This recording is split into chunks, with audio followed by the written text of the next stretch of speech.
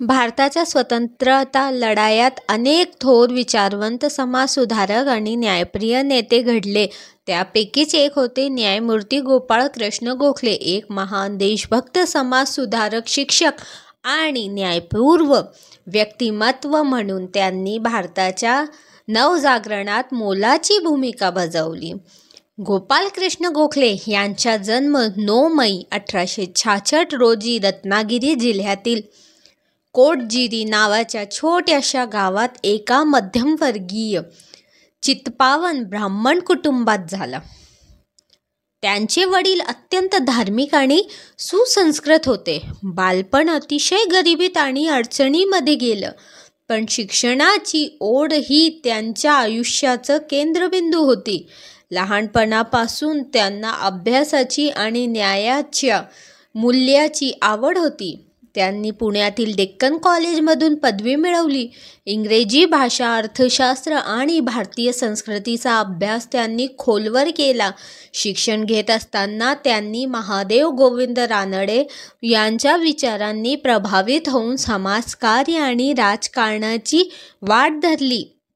गोखले यांनी नवयुवक भारतासाठी सार्वजनिक जीवन हे एक शिक्षणाचे साधन मानले. शिक्षण हे सामाजिक क्रांतीचं महत्त्वाचं साधन आहे, ही त्यांची धारणा होती.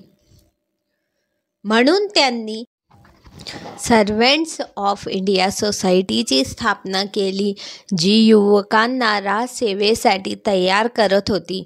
त्यांनी शिक्षक म्हणून फर्ग्युसन कॉलेज, पुणे येथे अध्यापन सुरू केले.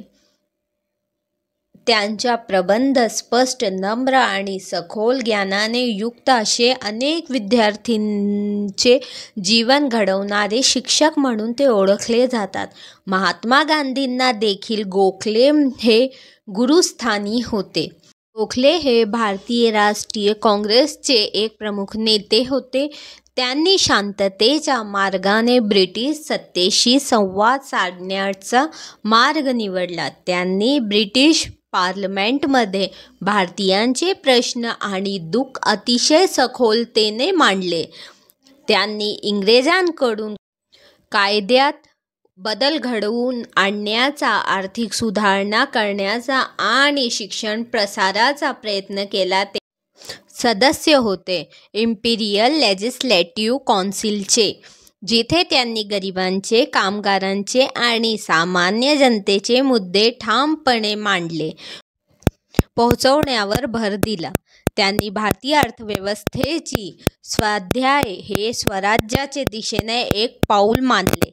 गांधीजींना त्यांनी नैतिक राजकारण शिकवलं, जे पुढे स्वतंत्रता लढायांचा मूलाधार ठरलं. त्यांनी तंटामुक्त समाज व शांतता यावर ठाम विश्वास ठेवला. गोपाळ कृष्ण गोखले यांनी आयुष्यभर समाज आणि देशसेवा याचा ध्येयासाठी कार्य केलं. त्यांचे आरोग्य शेवटच्या काही वर्षात खालवले, तरीही ते अखेरच्या श्वासापर्यंत समाजासाठी कार्यरत राहिले. 19 फरवरी 1915 रोजी त्यांनी पुण्यात अखेरचा श्वास घेतला.